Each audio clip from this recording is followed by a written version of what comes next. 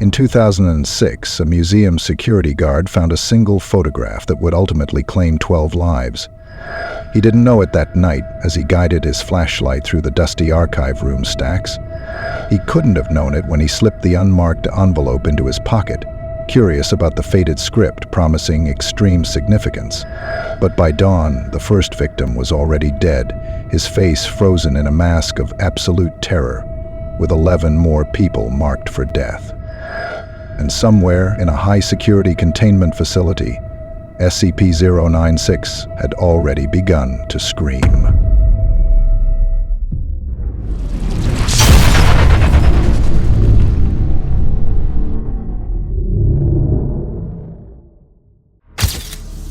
Carlo Vance had worked security at the Evanston Museum of Modern Art for nearly 15 years. At 42, he found comfort in the quiet monotony of night shift patrol, the soft echo of his boots on polished marble, the yellow sweep of his flashlight across silent exhibits. The emptiness suited him. Since Catherine's death 3 years ago, he preferred the predictability of a museum after hours to the chaotic unpredictability of the living. On this particular Thursday night, Carlo found himself drawn to the basement archives. The museum was undergoing renovations, and the archival team had been cataloging forgotten collections. Something about disorganized spaces irritated Carlo. Perhaps it was the way they resembled his own scattered life, always needing order that never quite came. Carlo ran his flashlight along a row of bankers' boxes, pausing when he noticed one left slightly ajar. Inside was a collection of manila envelopes, most labeled with names and dates, but one caught his attention. Unmarked except for a handwritten note. Subject, in image of extreme significance. Do not process. Anyone else might have left it alone, but Carlo had spent too many years in an empty museum, too many nights watching other people's treasures. He pocketed the envelope, telling himself he'd return it after satisfying his curiosity. Hours later, Carlo ended his shift and returned to his cramped apartment. The envelope sat on his kitchen table while he microwaved a frozen dinner, its mysterious contents calling to him. When he finally opened it, he found a single damaged photograph, black and white, taken sometime in what appeared to be the 1950s. The image showed a tall, thin figure standing in a snowy landscape, its back to the camera. Something about the proportions seemed wrong.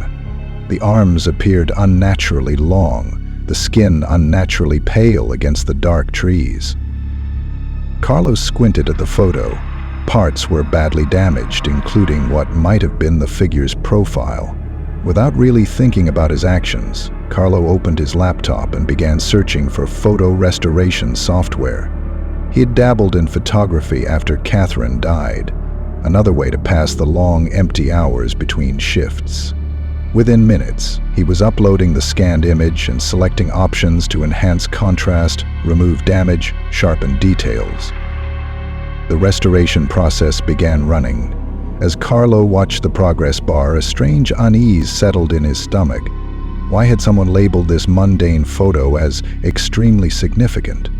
Why specifically note not to process it? The software pinged, indicating completion. Carlo opened the restored image and something felt immediately wrong. The figure's face was now partially visible in profile, though still obscured. But what Carlo could see made his skin crawl.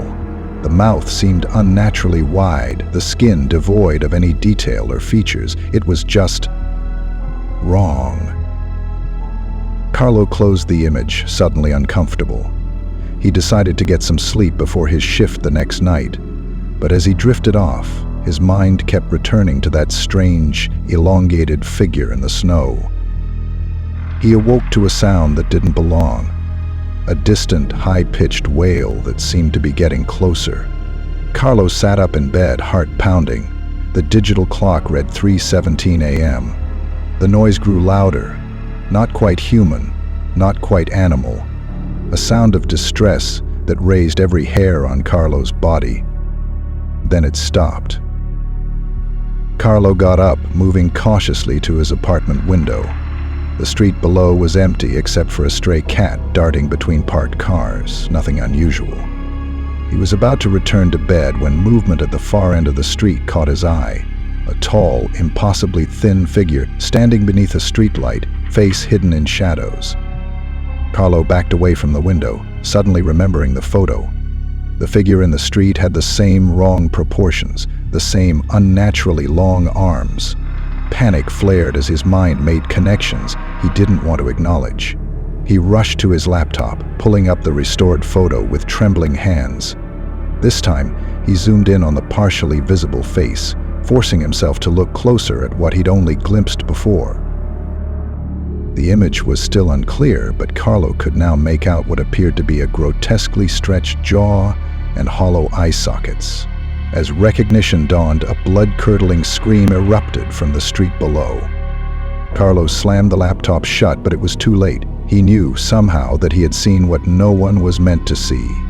The screaming outside intensified, punctuated by what sounded like running, unnaturally fast running. Within seconds, there was pounding at the building's main entrance. Carlo lived on the 5th floor, but the sounds of destruction moved rapidly through the building. Doors being torn from hinges, walls crumbling. Each crash brought the nightmare closer. If you're enjoying this story so far, please like this video and subscribe to the channel if you're not subscribed yet, so you won't miss the next terrifying SCP tales. Some primal instinct for survival kicked in. Carlo grabbed his keys and phone, bolting for the emergency stairwell at the end of his hall. He could hear the thing coming up the main stairs, still screaming with that terrible human but not human voice. He took the emergency stairs 2 at a time, racing down toward the service exit. But Carlo didn't go outside. Instead, a desperate plan formed: the museum. He knew every inch of its security system, every safe room and vault. If this thing was coming for him because of the photo, he needed somewhere secure enough to hide. Carlo ran 6 blocks to the museum, breathing hard, constantly looking back. Twice he thought he glimpsed an unnaturally tall figure following at impossible speed, arms stretched out like pale branches against the night sky. When he reached the museum's staff entrance, he fumbled with his keys, nearly dropping them in his panic. Inside, he activated the emergency security protocol, one designed for armed intruders or terrorist threats. Steel shutters descended over windows, reinforced doors sealed each wing. For good measure, Carlo disabled the electronic locks, trapping himself inside but hopefully keeping the thing outside. Carlo made his way to the conservation vault in the basement, where the museum's most valuable and fragile items were kept. The vault had been designed to withstand everything from bombs to floods.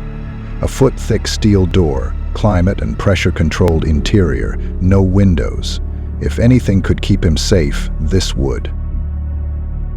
Once inside, Carlo locked the massive door, the sound of the bolts sliding home providing momentary relief. He sank to the floor, back against the cold steel, and tried to collect his thoughts. What had he seen? What was coming for him? He pulled out his phone to call for help, but there was no signal inside the vault's thick wall. For nearly an hour, Carlo sat in silence, wondering if he'd overreacted. Maybe it had been his imagination, triggered by a strange photo and lack of sleep. But then he heard it, that same inhuman wailing, now inside the museum. Impossible. He had sealed every entrance. The sounds grew closer. Crashes and screams echoed through the building as the thing methodically destroyed every barrier between itself and Carlo. Security alarms blared, then fell silent as systems were destroyed. Carlo pressed himself against the far wall of the vault, watching the door with growing terror. Eventually it went quiet. Carlo stared at the vault door, hardly daring to breathe. Minutes passed in silence. Had it given up? Had the security measures finally stopped it? And the vault door shuddered. Something outside struck it with such force that the reinforced hinges visibly bent. Carlo scrambled backward until he hit shelving units. Another impact dented the center of the door inward by several inches. As Carlo watched in horror, pale, elongated fingers appeared around the edge of the door, prying it open with impossible strength. The metal groaned and shrieked as it gave way. He had nowhere left to run. The vault that was supposed to be his sanctuary had become his tomb. As the door was torn free, Carlo caught his first full glimpse of what had hunted him. A pale, emaciated humanoid with arms that hung well past its knees. Its face was hidden behind long, white hands as it continued to emit that terrible screaming sound. Carlo finally understood. He wasn't meant to see its face. No one was. And now that he had, nothing could stop what was coming. In his final moments, Carlo realized his mistake. He'd trapped himself in an impenetrable box with no way out, not understanding that the very thing he was hiding from would be drawn to him like a compass pointing north, breaching every barrier between them until nothing remained. Emergency responders arrived at the museum just after dawn, alerted by the security system's fail-safe protocols. They found every door, window, and wall leading to the conservation vault destroyed, creating a path of focused devastation. Inside the mangled remains of the vault, they found Carlo's phone containing frantic text drafts that never sent, describing a tall, pale figure that couldn't be stopped. Of Carlo himself, they found nothing but a few scattered drops of blood and the tattered remains of his uniform. On his phone was a single photo, a partially restored black and white image that the first responder who saw it described as showing a tall, thin figure in snow, its face just barely visible. By evening, all 11 first responders were dead, torn apart by something that moved too fast to be captured on security cameras. And somewhere in a high-security facility, SCP-096 returned to its cell and resumed its normal docile state, faces once again hidden behind pale hands, waiting for the next person who might glimpse what should never be seen. The photograph now sits in a sealed container in an undisclosed Foundation facility, labeled simply SCP-096, Do Not Open.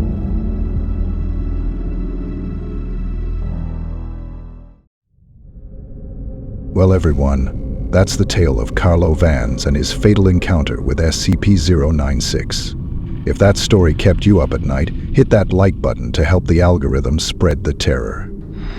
Want more SCP horrors from the shadows? Subscribe and hit the notification bell so you never miss an upload. I've got more Foundation files waiting to be cracked open. Which SCP should I cover next? Drop your suggestions in the comments below. Remember, some knowledge comes at a terrible price. Until next time, keep your eyes averted, and remember, not everything wants to be seen.